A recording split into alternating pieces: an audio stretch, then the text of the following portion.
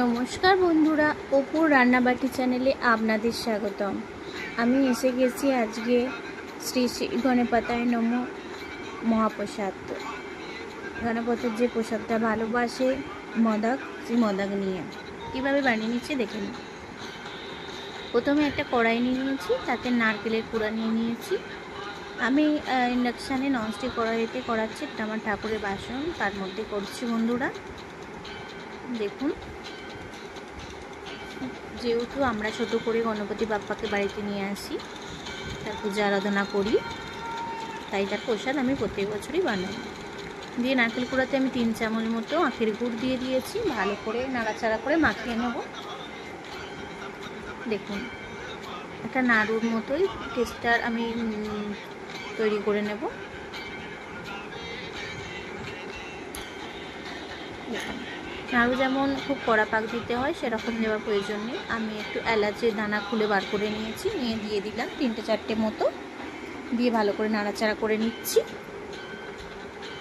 দিয়ে নরম নরম আমি একটা নাড়ুর আকারে বানিয়ে নেব, নাড়ুর যে টেক্সচারটা হয় সেরকম বানিয়ে নেব। এবার রেডি হয়ে গেছে, যে একটা প্লেটে তুলে রাখবো।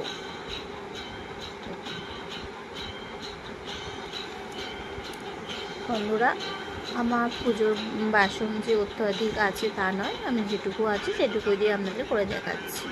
দিয়ে আমি ওই ছোটো ঘটি 2 ঘটি মতো ঠাকুরের জল নিয়ে নিয়েছি।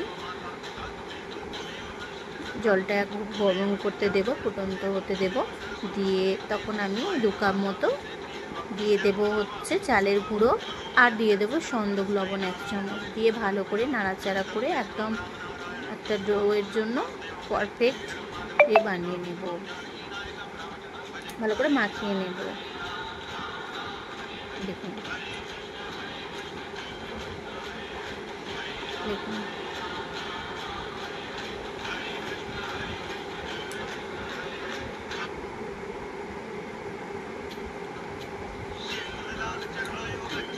এবার একটু ঠান্ডা করে নিয়েছি, নিয়ে হাতের সাহায্যে ভালো করে নরম করে একটা ডো বানিয়ে নেব। দেখুন, আমি যেভাবে বানাচ্ছি, অনেকেই বানায় কি জানি না বন্ধুরা, কিন্তু আমি দেখেছি অনেকে অনেক রকমভাবেই মোদক বানাচ্ছে। আমি এটা চেষ্টা করেছি মা পার্বতী যেইভাবে নিজের সন্তানকে গণপতিকে বানিয়ে খাওয়াতো, সেইভাবেই করার চেষ্টা করেছি বন্ধুরা। তাও আমি ঠিক জানি না, ভুল হলে অবশ্যই আমাকে জানাবেন।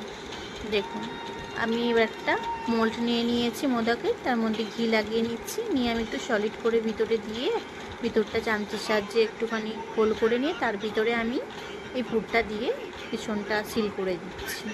বন্ধুরা, আমি 3 রকম পদ্ধতিতেই করার চেষ্টা করেছি। আমি এইভাবে প্রথমবার করছি বন্ধুরা, আমি অন্যবার একটু অন্য পদ্ধতিতে করেছিলাম, তাই ভুল হলে আমাকে ক্ষমা করবেন।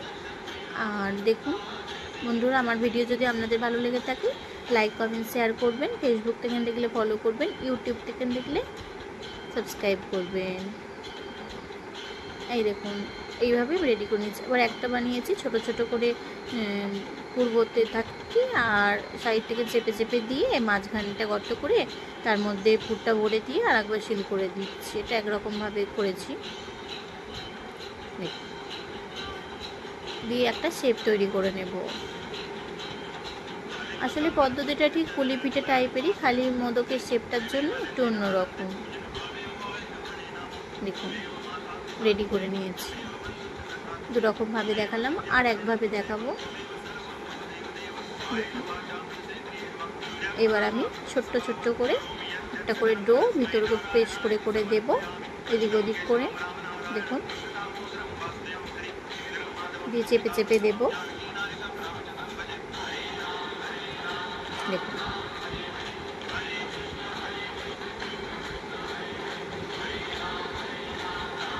চারদিকটা চেপে চেপে দিয়ে মাঝখানটা একটু পুর ভরার জন্য হোল রেখে দেব। দেখুন, আঙুলের সাহায্যে আমি চেপে চেপে চারিদিকটা দিয়ে দিচ্ছি।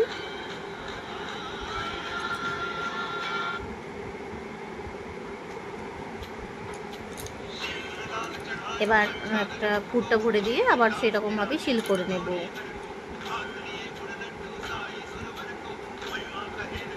আপনারা কিভাবে বানান অবশ্যই জানাবেন। আমি এইভাবে বানিয়েছি।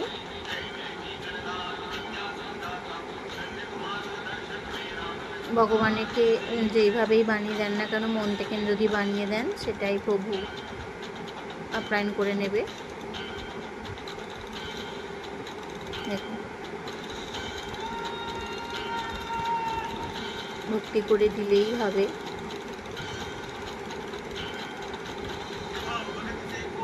যত্ন করে ভক্তি করে দেওয়াটাই হচ্ছে ভগবানের কাছে অনেক। এবার একটা কড়াইতে গরম জল বসিয়ে দিয়েছি, দিয়ে একটা মাঝখানে বাটি বসিয়ে, যেহেতু আমার ঠাকুরের বাসন এগুলো, তো খুব একটা অতিরিক্ত বাসন আমার কাছে ছিল না, তাই আমি যেগুলো দিয়েছিল সেগুলো দিয়ে করেছি। দিয়ে একটা আমি একটা চালুনির জাল নিয়ে নিয়ে তার উপরে একটা বাটার পেপার দিয়ে ঘি মাখিয়ে তার উপরে আমি সব সাজিয়ে দিয়েছি মোদকগুলো। দেখুন, আগেরটা আমি করে নামিয়ে নিয়েছি, এটা আবার একবার দিচ্ছি বন্ধুরা। দিয়ে দেখুন, আমি কেশর দিতে আগেরটাই ভুলে গিয়েছিলাম, এবার একটু কেশর দিয়ে দেব। দেখুন, এইভাবে সব নাস্তা দিয়ে দিচ্ছি। এবার দেখুন, আমি কেশর সাজিয়ে নিচ্ছি। কেশরটা দিলে একটা হলদে ভাব আসবে আর একটু টেস্টও বজায় রাখবে। দেখুন, সমস্তটা দিয়ে আমি সাজিয়ে নেব।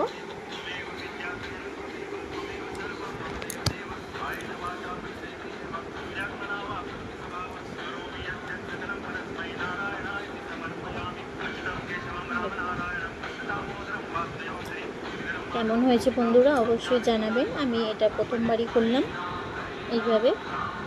দেখুন,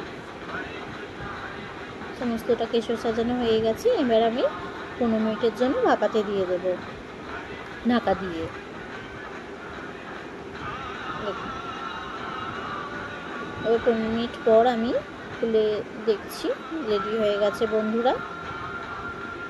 দিয়ে আমি ঢাকা দিয়ে ঠান্ডা হতে দেব। গ্যাসটা বন্ধ করে দিয়েছি, দিয়ে ঠান্ডা হয়ে এসেছে কিছুটা, তাও এখনও বন্ধু ভালোই গরম আছে, ধোঁয়া উঠছে। আমি একটা একটা করে আস্তে আস্তে তুলে নিয়েছি। দেখুন, রেডি হয়ে গেছে।